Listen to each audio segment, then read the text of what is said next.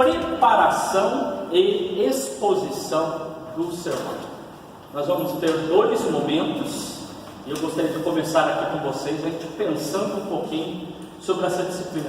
Qual que é o objetivo, né? Essa disciplina, o que ela pretende?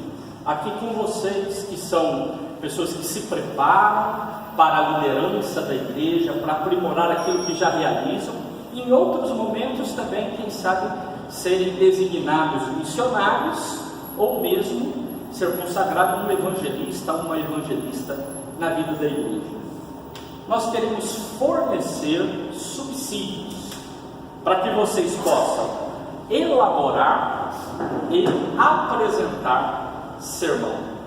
Essa é uma linguagem simples, mas coloquial, para falar de uma disciplina que é tremendamente acadêmica e que fala de algo que é a pregação.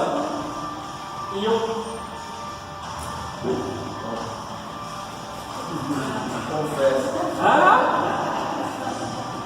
para não ser uma pregadora idiota. Eu queria começar com isso. Para ser alguém que não pregue de forma idiota. Então a gente fica pensando, mas espera aí, que esse pastor está falando?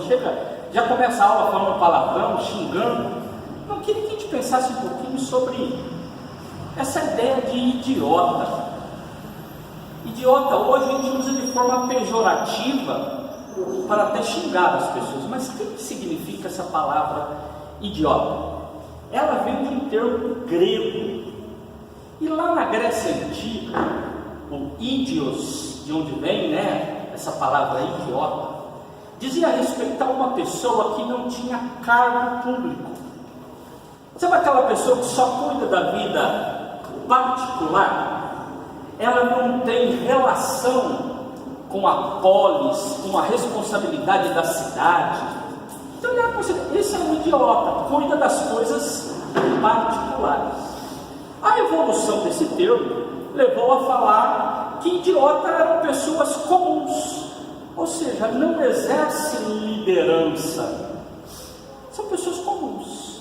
E hoje, de forma pejorativa, se tornou um xingar as pessoas, que a gente chama isso de uma pessoa ignorante, né? Uma pessoa ignorante, uma pessoa que é meio burra, né?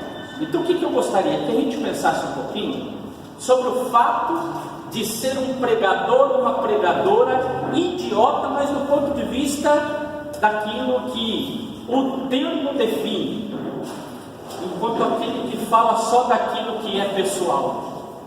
E esse é um problema muito grande neste mundo pós-moderno, onde a subjetividade, onde o meu eu, onde aquilo que eu penso, e não aquilo que seja importante para o coletivo, ou para o serviço do coletivo.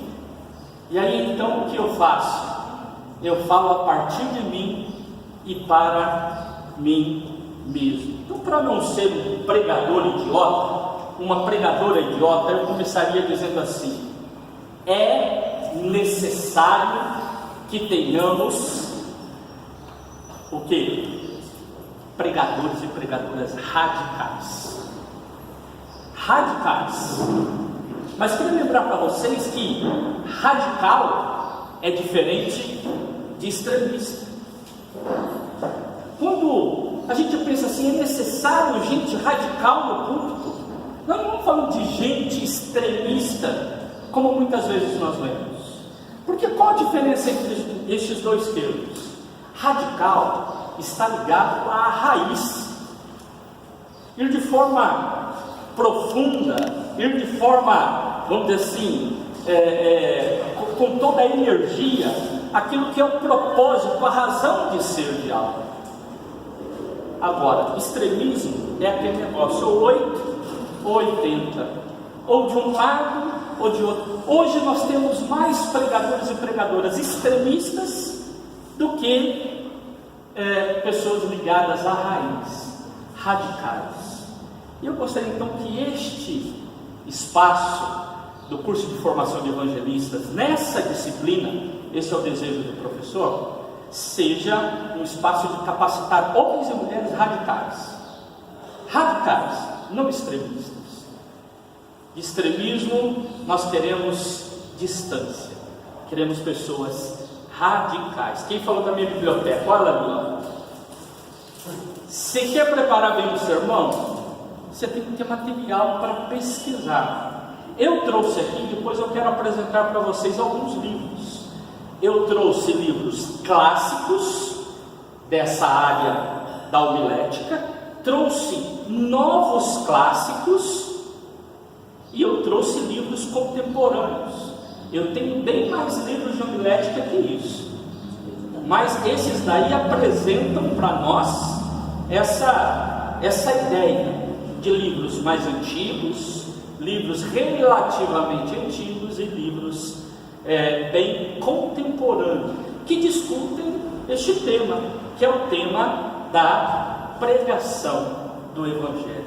Mas quando a gente olha para os púlpitos hoje, parece que a gente está olhando para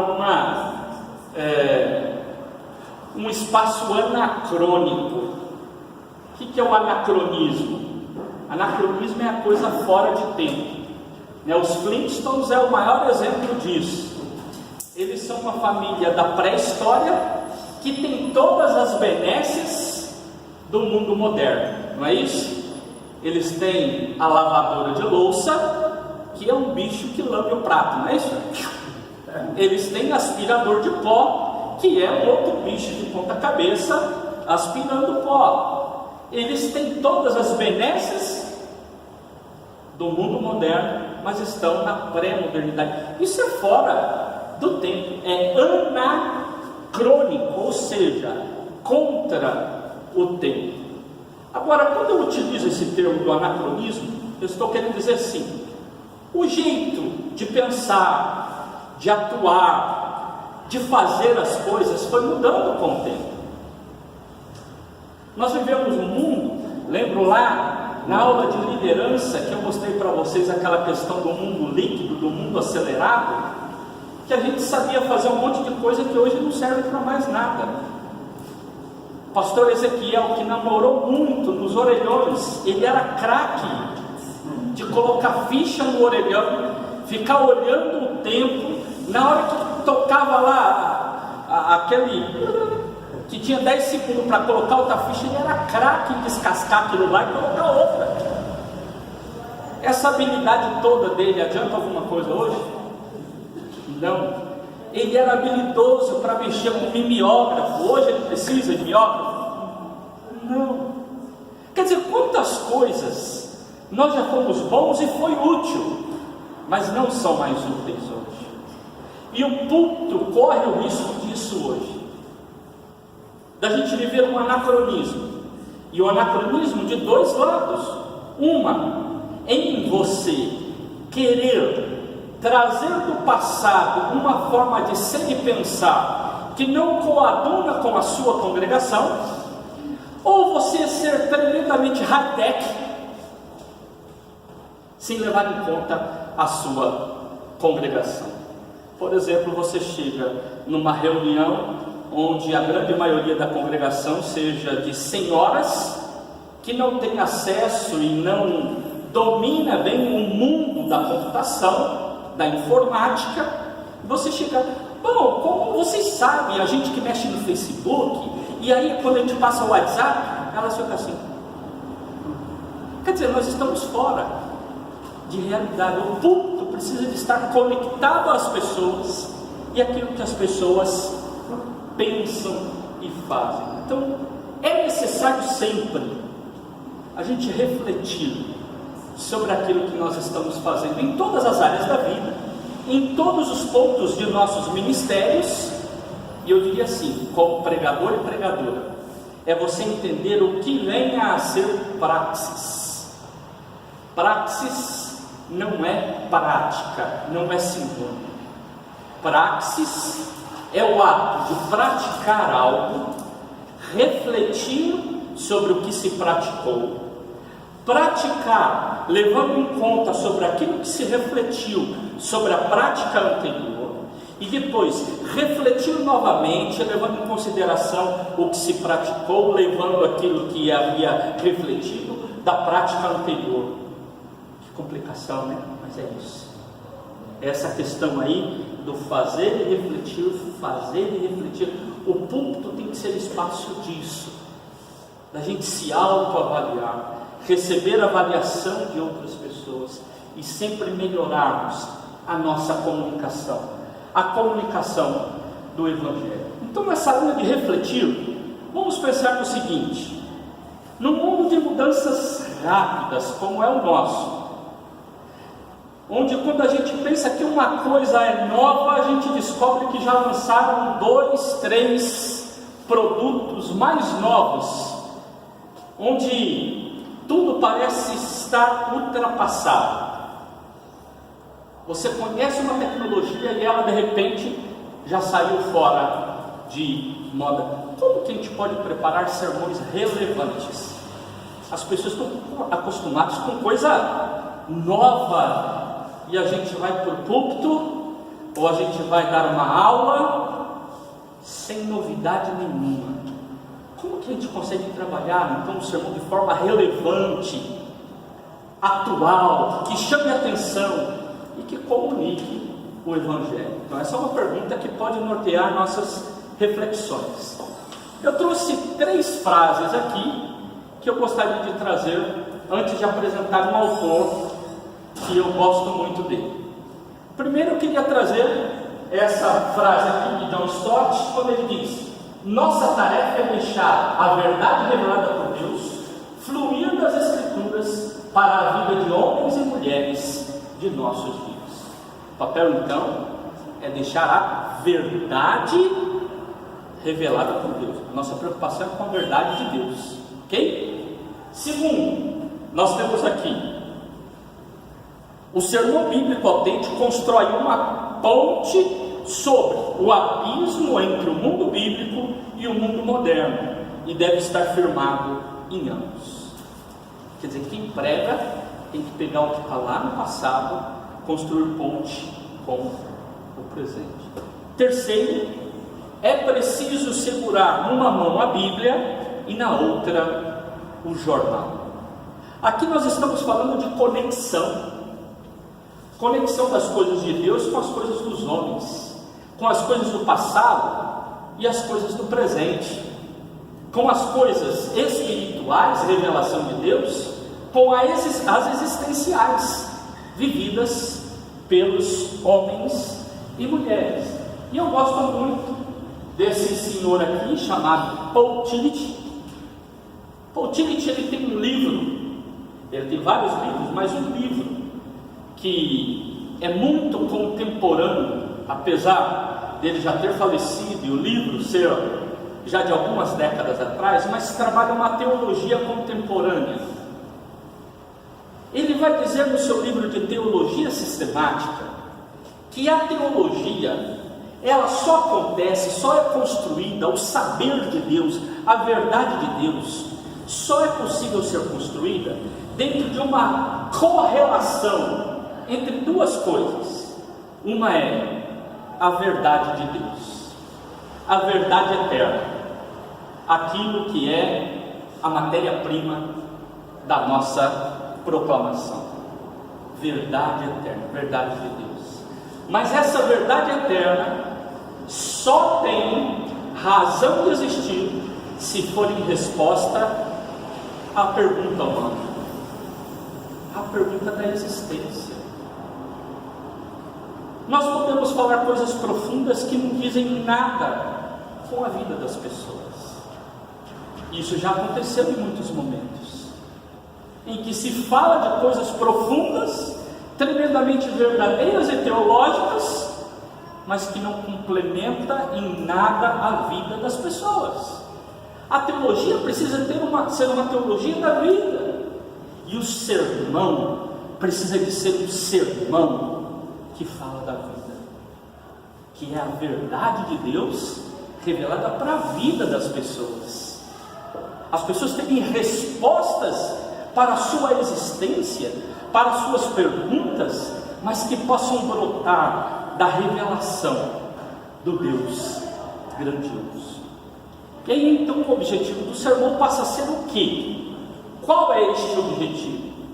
É proclamar a verdade eterna em resposta às perguntas humanas. Quando eu vou preparar meu sermão, eu tenho que levar em conta isso. O meu sermão, eu estou utilizando a palavra de Deus, que é a revelação de Deus à humanidade, mas essa palavra precisa de ser resposta à vida dos meus irmãos e irmãs, à minha congregação. Dentro disso daí, precisamos perguntar: tá bom, bonito, legal, eu vou falar a verdade. O que é verdade eterna? Essa é a grande pergunta. Porque a gente fala de algumas coisas tão simples, né? De forma tão simples. Vamos pregar a verdade eterna. O que é isso? O que é verdade eterna? É complicado demais esse negócio. Como assim? E aí dentro disso daí eu quero rememorar com vocês uma questão de uma palavrinha complicada que eu trabalhei com vocês aqui lá no primeiro módulo, que foi a palavrinha epistemologia. Epistemologia é o quê? É o estudo sobre as várias formas de conhecimento. Aí eu falei com vocês que existem várias formas de abordar um determinado objeto, um determinado assunto, uma determinada ideia. Eu gosto muito dessa frase do Leonardo Boff, porque ela ajuda a gente a entender que existem prismas diferentes para que nós possamos abordar ao mesmo tempo. E aí o Leonardo Boff diz assim: todo o ponto de vista é a vista de um ponto. Vai depender de onde estão os meus pés para eu ver qual é o ângulo que eu tenho daquele determinado objeto. Por exemplo, se são 3 ou 4 madeiras, vai depender do lado que eu estou, do jeito que eu enxergo aquilo que está à minha frente. Se é o número 6 ou se é o número 9, depende do lado que eu estou olhando, do jeito que eu estou olhando. Se eu estou numa ilha trancada, louco para sair dali, e tem alguém que está perdido no mar e louco para encontrar terra, os dois um quer um lugar do outro. O olhar é diferente, um olha para a terra de um jeito, o outro olha para o mar de outro jeito. Enquanto a terra para um já chegou o espaço de cansaço, do outro de libertação. E o mesmo o mar. Quando você olha para um desenho em perspectiva, parece que você está olhando algo profundo, em profundidade, mas aquilo ali é um desenho, é um papel, mas te dá a impressão de profundidade. Esse barbudo que eu trouxe eles para vocês da outra vez, ele parece ser algo que parece que não é. Se ele é um homem barbudo, um cachorrinho que está roendo um osso ali, está mais parecendo um cachorrinho, mas de ponta cabeça parecia um homem barbudo. Gente, quantos olhares! Essa é a percepção humana. Este texto aqui do Talmud é muito legal, né? Porque diz assim: nós não vemos as coisas como elas são, mas como nós somos. A gente enxerga do jeito que nós somos. Eu não posso olhar e abordar um tema como uma pessoa que nasceu em outro país, em outro contexto. E o problema é que às vezes nós queremos copiar teologias, copiar outras formas de conhecimento de Deus, que estão mais ligadas à cultura do que propriamente à revelação de Deus na sua palavra. É como esse bichinho aí, né? Eu acho muito legal esse texto. Quantas vezes nós fazemos isso daí? Nós olhamos para uma coisa e falamos, mas é desse jeito, e todo mundo está falando, não é. Eu estou vendo desse jeito, é desse jeito. Quem vê aquela montanha no meio de todas as paisagens é só ele, porque ele está vendo o seu próprio chifre.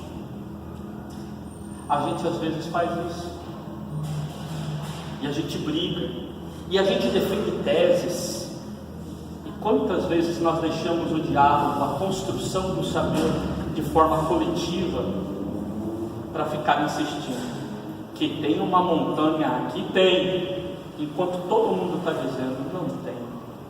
Então qual é o olhar? Qual é o prisma? E aí entra então uma questão que eu gostaria assim de trazer para vocês novamente, né? Isso me chama sempre a atenção, porque eu fico pensando assim: será que o jeito que um policial que foi forjado na vida militar olha para a ideia de disciplina é igual a uma pessoa que em determinado momento da vida precisa mesmo de descansar? Já vive vida, né? Já fez muita coisa na vida, sabe? Imagina aquela senhorinha que já fez muita coisa boa, agora não precisa de acordar tão cedo. Então, se o relógio despertar mais cedo, uma sirene, ela vira para o canto e dorme. Por quê? Mas aquele policial, quando fala de disciplina, ele tem um olhar diferente. Ele foi forjado de um jeito diferente. Por exemplo, quando a gente pega lá aquele cientista, aquela pessoa que teve a sua formação de cientista, e ele tem uma leitura do mundo muito focada naquilo que ele recebeu como educação, quem sabe seja bem diferente daquele, vamos imaginar, aquele tiozão aposentado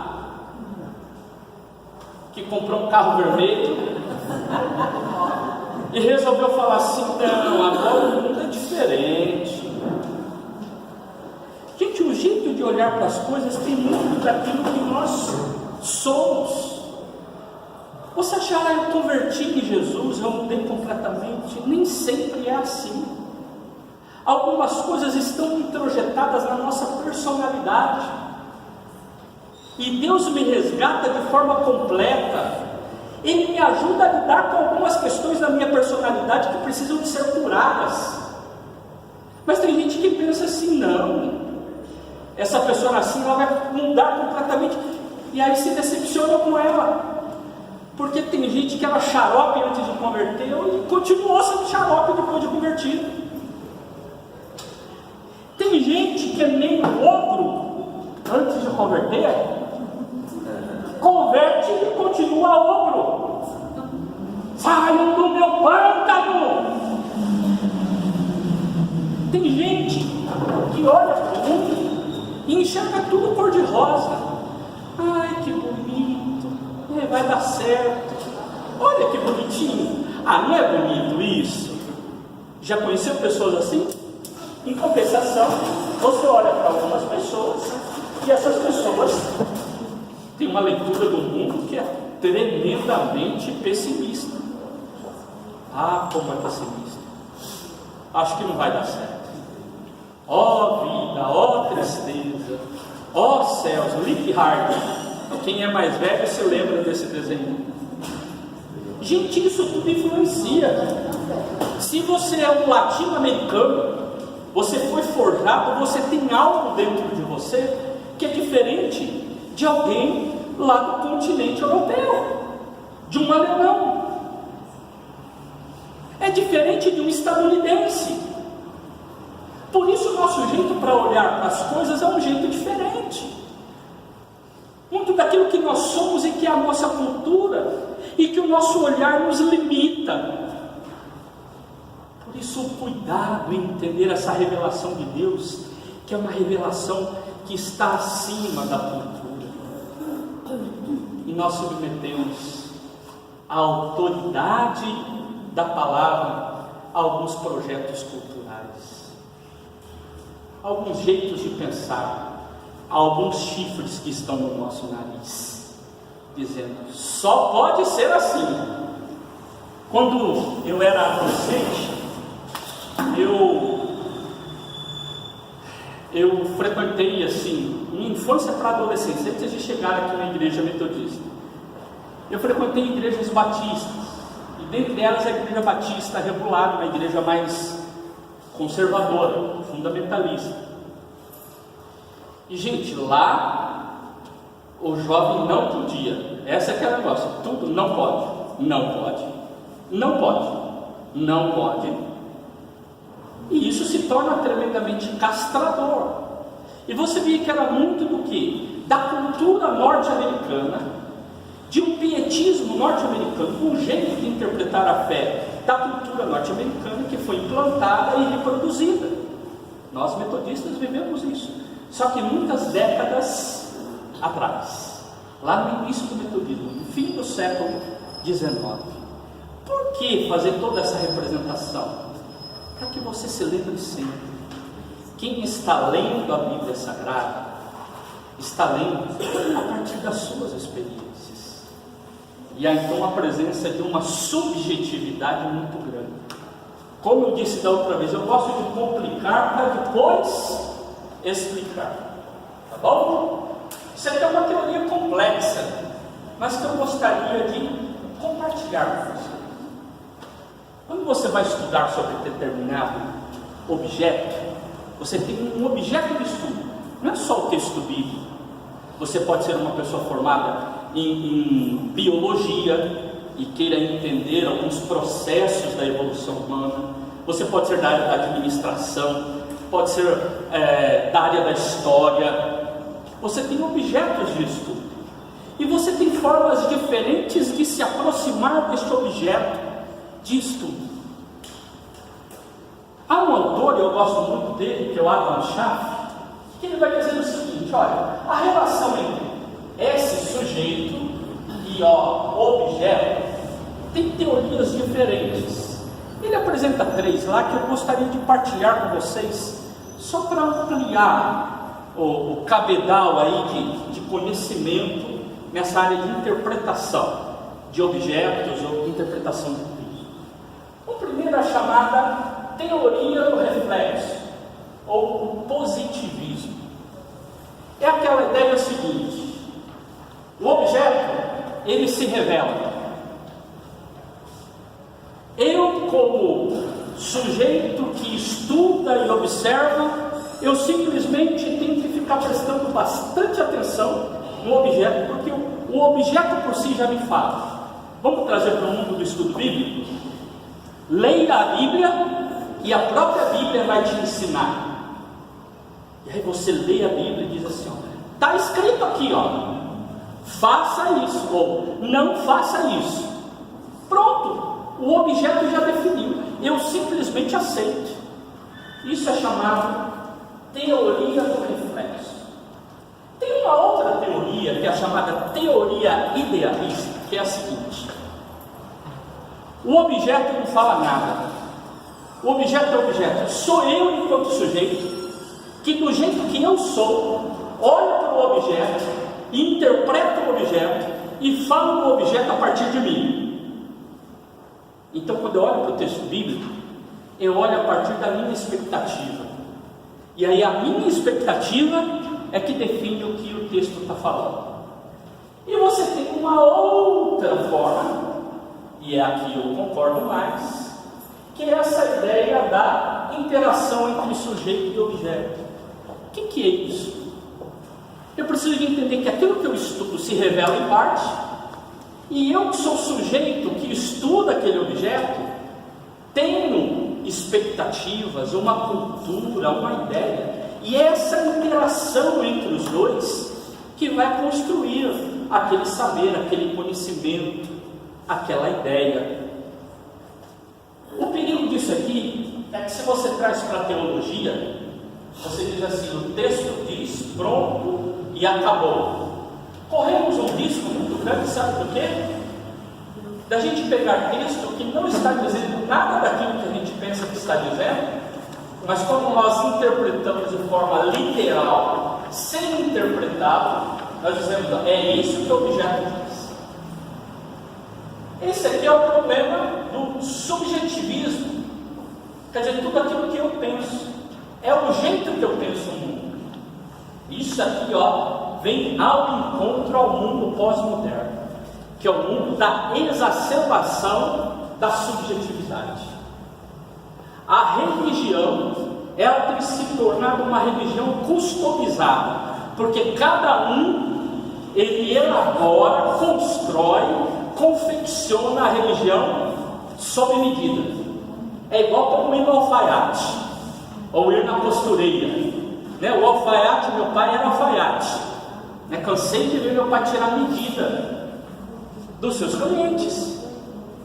Hoje a religião é mais ou menos isso, é uma religião sob medida. Eu quero uma religião com 2 pinças. Você vê uma religião do mesmo jeito que a gente faz calça, ou do mesmo jeito que você vai num restaurante à la carte, chama o garçom e diz assim: eu quero um prato assim, mas tira a cebola para mim, por favor. As pessoas querem uma religião marcada pela subjetividade. Agora eu preciso entender que há uma interação entre sujeito e objeto. E a isso então nasce uma ideia que eu queria que vocês guardassem. O que vem a ser a boa subjetividade? É quando eu estou sendo subjetivo e sei que estou sendo subjetivo, e jogo limpo, dizendo: isso é subjetivo. Eu tenho consciência e revelo para outras pessoas que isso é subjetivo. O problema é que às vezes, ao falar de verdade dentro dessa ideia aqui, a religião já oprimiu, matou, guerreou, assassinou,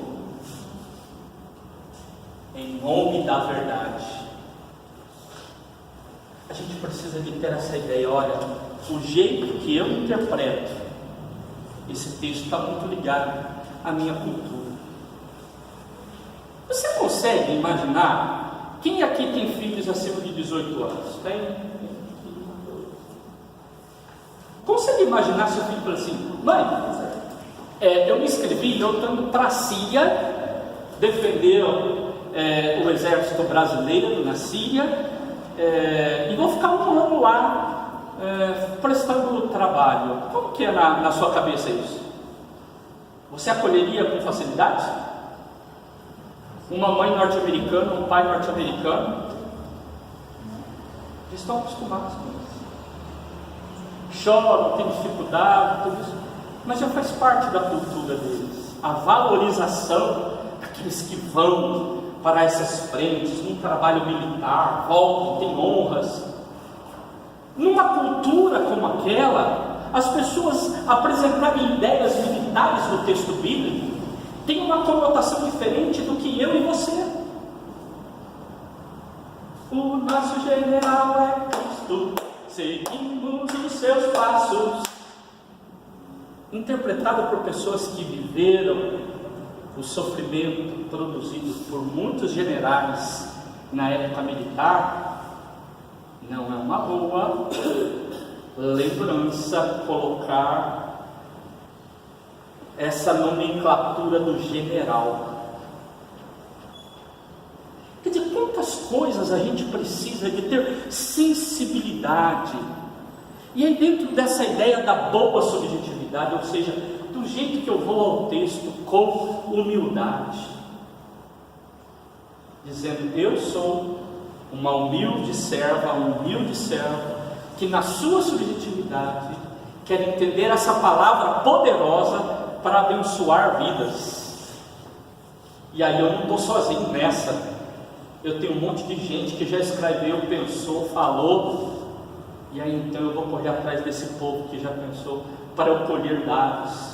Vou ver um monte de contradição. Em determinados momentos vou ter que ser subjetivo, até para escolher que lado que eu vou ficar na minha interpretação. Mas é diferente de eu achar que eu tenho a verdade em tudo, de que o objeto, ele se mostra bem e sou eu que interpreto, do meu jeito. Nossos púlpitos estão cheios de pessoas interpretando a palavra a partir da sua subjetividade, a partir de si mesmos. Eles são a medida da verdade. Vamos pensar um pouco nessa ideia de verdade. A verdade na igreja pré-moderna, ou seja, antes da reforma, antes da modernidade, era o seguinte: existe purgatório? Claro, por quê? O padre disse, o Papa disse, a encíclica papal afirma isso. .com.br ninguém discutia. A verdade estava com quem? Na verdade teológica? Estava com a liderança eclesiástica. Se o padre falou é verdade, não precisa de mais nada. Com a reforma protestante, que terça-feira agora é um marco na história, mundial, dos 500 anos em que Martinho Lutero afixou lá as quantas teses? 95 teses contra as indulgências, Ele coloca ali as teses e disso daí nasce um movimento grande. Ele nem imaginava que ia dar esse barulho todo, não. Ele de verdade estava fazendo o que era comum fazer na época. Se você não concorda com algo, chama a academia para discutir isso. Então nós vamos discutir. Então o que acontece? Com a reforma a coisa muda. O jeito de pensar a verdade de Deus passa por um outro viés. Ou seja, se os pressupostos epistemológicos, ou seja, o jeito de conhecer na era pré-moderna era a revelação, na moderna passa a ser a razão. De que forma? Eu vou para o texto bíblico e eu tenho ferramentas para estudar o texto bíblico. Eu tenho ferramentas. Eu preciso de fazer algo chamado exegese. Daqui a pouco eu vou trabalhar isso. Eu preciso de fazer algo chamado hermenêutica. Eu preciso de aplicar isso de forma correta, uma postura pastoral. Então, quer dizer, aqui na era moderna você tem essa forma de interpretação da verdade. A Bíblia se revela, mas ao olhar para a verdade que a Bíblia revela, eu uso a razão, instrumentos que me levam a entender esse texto bíblico. Agora, na era pós-moderna, é a era da sensação. A pessoa lê e fala: me fez tão bem. Estou tão feliz. Não gostei desse pastor não. Esse grupo aí, não me agrada. Quer dizer, a ideia do self-service. A pessoa vai ao culto para servir daquilo que ela gosta, daquilo que lhe agrada. Então, dentro dessa ideia, nós precisamos entender. A pré-moderna tem um jeito de avaliar, que foi o que eu expliquei, fica registrado aqui. A moderna, exegese hermenêutica e homilética. E a igreja pós-moderna, ela tem um jeito que é colocar o sujeito como a medida de todas as coisas. É o jeito de ler, às vezes, a Bíblia, o conhecimento de Deus. Nós, metodistas, temos clareza. A fonte da regra de fé e prática da igreja é a Bíblia. Pode falar que Deus revelou, pode falar que iluminou o céu, pode falar das experiências religiosas das mais diversas. Ela não pode contradizer a palavra. A palavra é autoridade, a autoridade da nossa fé. Por isso é conhecer essa palavra que me ajuda a entender o que Deus revela ao mundo. Agora, como que eu vou entender essa palavra?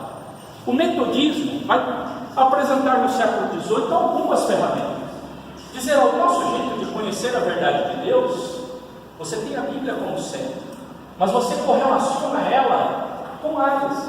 Eu apresentei esse slide para vocês quando eu dei teologia do metodismo, ok? Para vocês verem agora a aplicação daquilo no nosso cotidiano, na nossa pregação.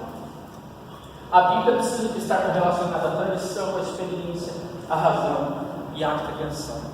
Como que eu vou construir uma palavra coerente, uma pregação coerente, um sermão coerente, que possa estar ligado a tudo isso? Por isso a importância de entender nossas doutrinas, nossa fé, nosso jeito de ser. Eu acho que eu não consegui passar para vocês aqui aquele vídeo imitose múltipla. Eu passei? Assistimos aqui? Então, o problema nosso é aquele fenômeno da imitose múltipla. A gente deixa de olhar para nós como metodistas, que como história e tradição, temos um jeito de fazer a leitura e apresentar Deus. Nós não somos melhores. Fica pensando assim, eu sou metodista, sou melhor que batista, que está sempre. Nada, não é. Tem umas igrejas que deixam a gente no chinelo. A gente tem que ser mais humilde, tá bom? Agora o que a gente precisa é o seguinte, entender? Eu tenho um jeito de ser. Não sou o melhor, nem preciso de ser. Mas eu sou fiel à tradição de uma comunidade que acredita a partir de algumas experiências, de algumas tradições, de um jeito de interpretar a Bíblia Sagrada. Essa fidelidade, ela é importante. Os próprios cânones da igreja, esse não é atual, mas eu não tinha foto do atual. Nós precisamos entender que a própria igreja metodista, em vários momentos, vai citar: a Bíblia é a fonte de regra e fé para nós. E a própria Bíblia se apresenta como a verdade que liberta. Então é conhecendo essa verdade bíblica, essa verdade eterna, que somos libertos. Por isso que a gente precisa então de entender conceitos e definições. Eu trouxe uma problemática toda aqui. Agora, para a gente conseguir realizar a tarefa, a gente precisa de entender os termos que a gente utiliza. Eu gostaria de apresentar alguns termos para ajudá-los. Primeiro, quando a gente diz assim, homilética, o que é homilética? Não é uma palavra do nosso cotidiano, não é? Você já viu alguma? Você me vê 3 pedaços de homilética para mim? E um pouco de pimenta. Não tem. Ninguém fala, você troca a homilética do pneu do meu carro aqui, que ela está com. Não é. Homilética é uma palavra, vamos dizer assim, de um mundo muito reduzido de reflexão. O que é homilética? E aí é dentro disso que eu gostaria que a gente começasse a entender. É uma palavrinha que vem do grego e que o significado lá atrás era o significado de um povo reunido e alguém dando instruções, que são instruções simples do cotidiano. Ficou ligado muito à ideia de culto cristão lá no começo, e depois vocês vão ver aqui. Mas na verdade é uma conversa, era aquilo que o pai fazia ao redor da mesa. E a gente precisa de ter essa ideia da homilia dessa forma. No entanto, quem vem de uma tradição católica sabe que aquela palavra que o padre dá na missa é chamada de homilia. Por quê? Essa tradição dessa palavra que vem lá do passado, mas que em muitos referenciais teóricos, livros, nós vamos ter 2 interpretações de homilia. Uma, homilia como sinônimo de sermão, e homilia como um tipo de sermão. Ou seja, homilia como sinônimo de sermão, dizendo assim, todo sermão é uma homilia. Outros que definem, não. Homilia é um tipo de sermão onde aquele que prega fala de 5 a 10 minutos, uma leitura simples do texto e explicações simples do texto. Não é um sermão que apresenta todos os dados que eu vou trazer aqui para vocês, importantes para um bom sermão. Então, nessa ideia de homilia, ele vai passando no decorrer do tempo na tradição e chega-se num determinado momento e fala da importância de um conhecimento homilético, ou seja, um conhecimento que leva em consideração a pregação do Evangelho. Mas a gente fala assim, o sermão. O que é o sermão? O que é o sermão? É uma coisa que a gente fica meio assim. Por exemplo, será que tem diferença entre sermão e pregação? O que é pregação? O que é sermão? São nomenclaturas que a gente usa. Será que é sinônimo? Que será que é? Não, é diferente. O sermão é uma coisa, a pregação é outra. O que é a pregação? E aí uma boa definição é essa do Nelson Kirst, que ele vai dizer o seguinte, olha, pregação é todo um tipo de proclamação do Evangelho. O programa do rádio é uma pregação.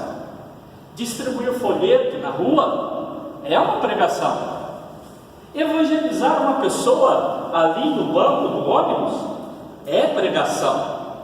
Andar com uma camisa, uma camiseta com uma mensagem cristã é uma pregação. Colocar um outdoor, né, com uma mensagem de esperança, uma mensagem bíblica, é pregação. Pregação é toda a forma de proclamação. Agora, sermão não. Sermão é um tipo de pregação. O sermão é um tipo de pregação, mas que está vinculado ao culto público. Sermão é aquela pregação que acontece ali, no momento cultico. É aquela palavra e ministração da palavra que acontece no culto público. A isso chamamos de sermão. Por isso a nossa aula aqui, nós não vamos trabalhar pregação, nós vamos trabalhar sermão, que é um tipo de pregação. Professor Luiz Carlos Ramos, eu diria assim, o livro dele para mim é um dos novos clássicos, e tem uma novidade muito grande que outros livros em português não têm. Ele trabalha roteiros homiléticos, enquanto a maioria dos manuais de homilética se preocupam em apresentar a parte técnica de como se elabora e apresenta o sermão, ele trabalha a teologia do sermão, a teologia da pregação, e ele conta a história, como era o jeito de pregar e a mensagem, a teologia da época de Jesus, dos apóstolos, da igreja primitiva, depois da Idade Média, e ele vem falando, olha como a teologia foi passando por momentos e reflexões diferentes, no desejo de interpretar a verdade de Deus para a sua comunidade. Ele é um livro novo, clássico, que vale a pena. Eu vou disponibilizar para ele, porque este livro é a tese doutoral dele, e eu tenho a tese em PDF, então quero passar para vocês, vocês terão a oportunidade de olhar. Quem tem curiosidade, quer ter, salvar, vale a pena. E lá ele vai dizer, olha, a homilética é ciência e arte da pregação. Ciência por quê? Ciência porque tem processos de discurso religioso. A palavrinha critério é a palavrinha que vem de uma raiz indo-europeu, que significa separação, ligada à agricultura, que é a ideia de separar o arroz da casca, separar o joio do trigo, separar a pedrinha do feijão. Critério é separação. Falar, isso é importante, isso não é importante. Por isso, a ciência, ela tem critérios de processo de discurso religioso. Que jeito que eu apresento o meu discurso? Existe uma forma de elaborar qualquer fala. Como que a gente fala em público? Como que eu preparo uma apresentação? Pode ser na igreja, pode ser no trabalho, pode ser na escola. Então isso é ciência. Mas ao mesmo tempo tem a ver com arte, porque tem a ver com técnica. Eu e o Gerson estávamos brincando hoje, né? Quando a gente começou a tocar violão, ele aprendeu primeiro que eu e começou a me ensinar as primeiras notas. E a primeira música que ele estava aprendendo e passou a me ensinar era só pestana. Então a gente estava tocando violão, mas parecia que a gente estava tocando era tambor, porque assim, ó, troque. Não saía som das cordas. Com o tempo a gente foi aprendendo, desenvolvendo técnica. No começo doía a ponta do dedo, né, Gerson? Quem já toca violão sabe disso. E doía a ponta do dedo, e sangrava. E aí a gente tinha uns violão vagabundo, com corda de aço, com aquele negócio impede mais que a gente para apertar. Oh, Jesus amado. A Cláudia também toca violão, né? Gente, mas a técnica vai permitindo isso. Quando você olha para artistas, pessoas que dramatizam há muito tempo, gente, é uma técnica que a pessoa já desenvolveu. Então o sermão tem, a homilética tem parte da ciência, tem parte da técnica, do desenvolver. A pessoa vai aprendendo e vai dominando. Então a gente precisa de olhar para homilética nesse sentido. E aqui então vem duas definições, que foi a que eu apresentei para vocês. O que é a pregação e o que é o sermão, para o Nelson Kirst. Fica para vocês lerem depois. O sermão, gente, é um evento. Aquela hora que a gente vai ali e prega. Sermão não é aquele papelzinho que a gente anota. Aquilo ali é esboço. Aquilo ali não é sermão. Do mesmo jeito que liturgia não é o papelzinho que descreve. Aquilo ali chama programa de culto. Liturgia é o evento que está acontecendo naquela hora. Nós estamos servindo a Deus, um cantando, outro orando, um servindo levantando a mão, outro indo lá buscando uma cadeira para o visitante, e aquele negócio está acontecendo, está uma bênção. Aquilo é liturgia. É todo esse evento. O papelzinho a gente chama de liturgia, mas o papelzinho é programa de culto. Sermão, esboço, anotações, colinha, o que você quiser achar, menos de sermão. Sermão é o evento. E aí a gente precisa então de ter ideia de que isso tem forma e tem conteúdo. Não dá para você chegar com outras formas para apresentar um sermão. Vamos fazer agora uma narração. Aqui, Pedro pega a palavra e divide, olhando para o texto. Você já parou para pensar? Isso daí serve na forma de narração do futebol, mas de proclamação do Evangelho não. Existe um jeito de falar, um jeito de escrever, um jeito de elaborar, e eu preciso de levar isso em conta. Tem sermões que tem forma e tem conteúdo. Mas vamos pensar assim: tem uns que tem forma e não tem conteúdo. Tem um jeitão de sermão, mas na hora que você espreme, tem tudo, menos a revelação da verdade de Deus e resposta às necessidades humanas. Aquilo ali serve como autoajuda, serve como qualquer coisa, menos sermão. Outros têm conteúdo, mas não tem forma.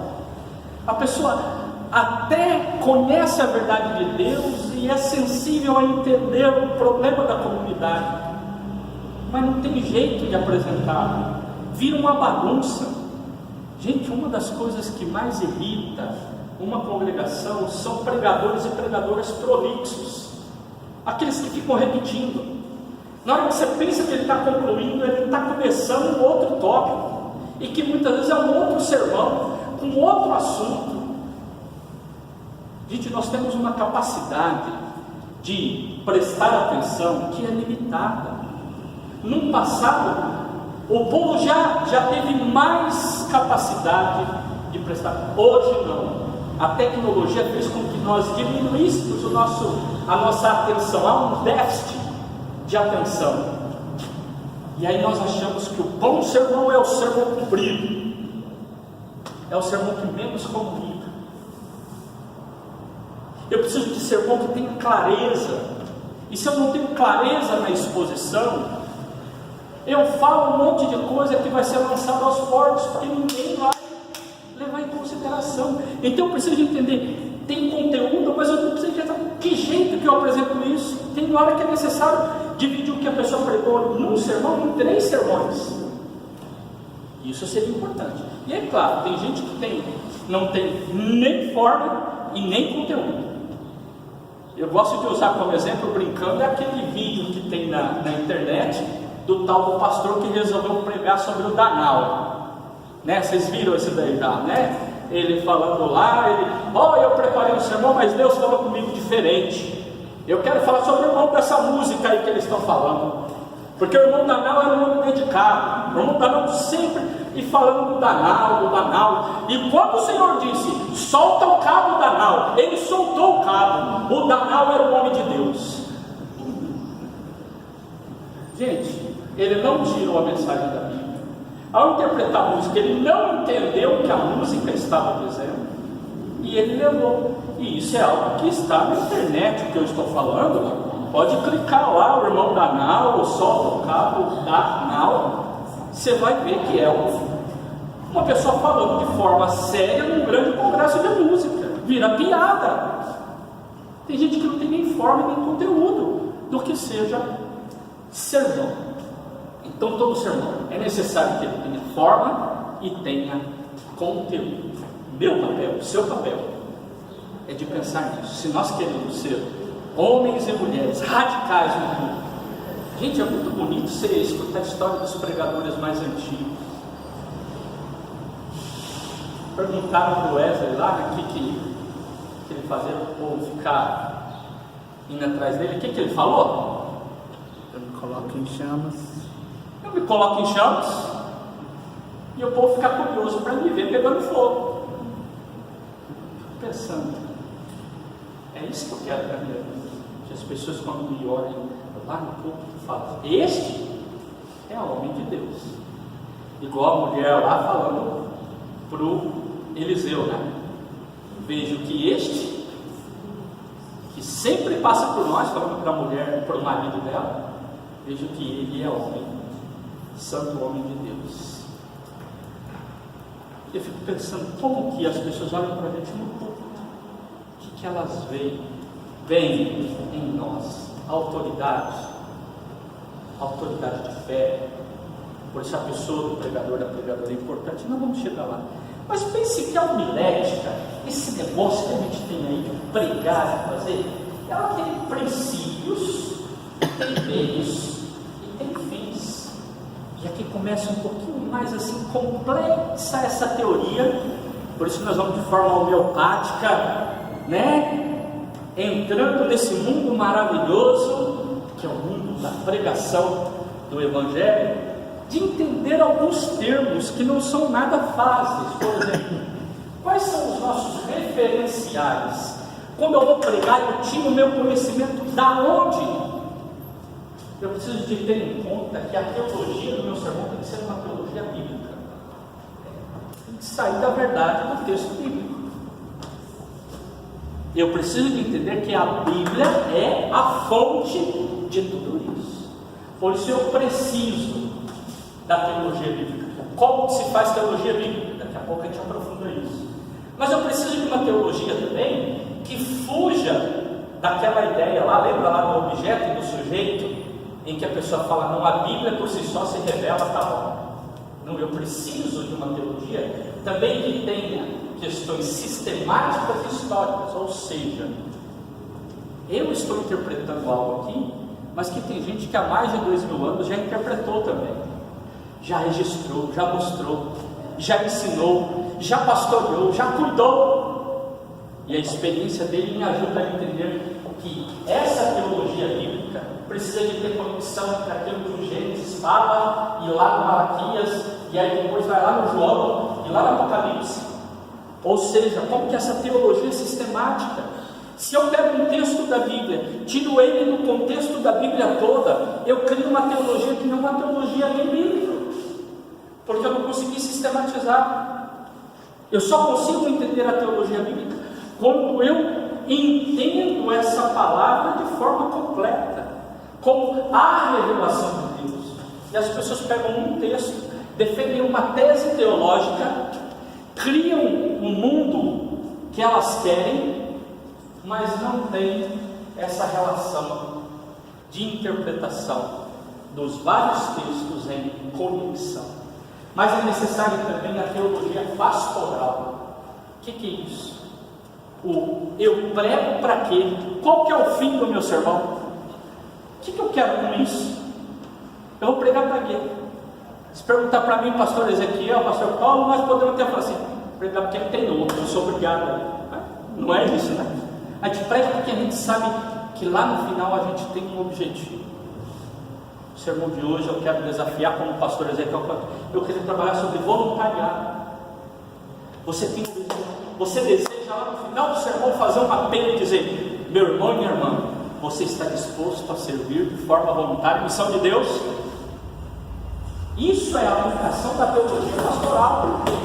Eu pego a verdade bíblica, estudo ela na correlação entre a Bíblia de forma geral, e depois penso qual é a aplicação disso para a vida da minha comunidade. Agora, como que isso acontece? Eu preciso de entender alguns termos. O que é exegese? Exegese é quando eu quero conhecer. Pastor, pega um copinho de água para mim, por favor. Exegese é quando eu vou ao texto bíblico e vou esmiuçar este texto bíblico para entendê-lo. E aí então vem as tarefas que nós temos como pregadores e pregadoras. Esse aqui é o texto original, né? Ou uma versão original do texto do Antigo Testamento, que eu quero então passar para vocês darem uma olhada. Essa aí é a Bíblia hebraica. Vem de uma cultura diferente, de um jeito diferente. Uma escrita que, quem sabe, é de trás para frente, tá, gente? É de trás para frente o texto. E a gente lê da direita para a esquerda. Esse jeito de escrever, de pensar, o texto bíblico tem um vocabulário, o Antigo Testamento, um vocabulário reduzido. Agora imagine que a Bíblia que você lê em português aqui, ela foi escrita há muitos anos atrás, numa outra cultura, num tipo de língua muito diferente da nossa. Salmo 51 diz lá: sacrifícios eu quis lhe dar, o Senhor não quis sacrifício não sei do que, depois sacrifício agradável ao Senhor é o coração compungido e contrito. Quer sacrifício ou não quer sacrifício? Porque lá tem 7 palavras diferentes para a palavra sacrifício na língua hebraica, e eu e você só conseguimos traduzir por sacrifício. Na língua dos esquimós existem 70 palavras que nós traduzimos por neve. Neve é neve, que eu nunca vi, não sei se você já viu. Neve é neve. A única neve que eu conheço é só o papel higiênico, né? Neve, só. Agora o esquimó sabe, para ele faz diferença. Eu tenho que entender para o mundo da Bíblia também. Por isso eu preciso da exegese para entender muita coisa.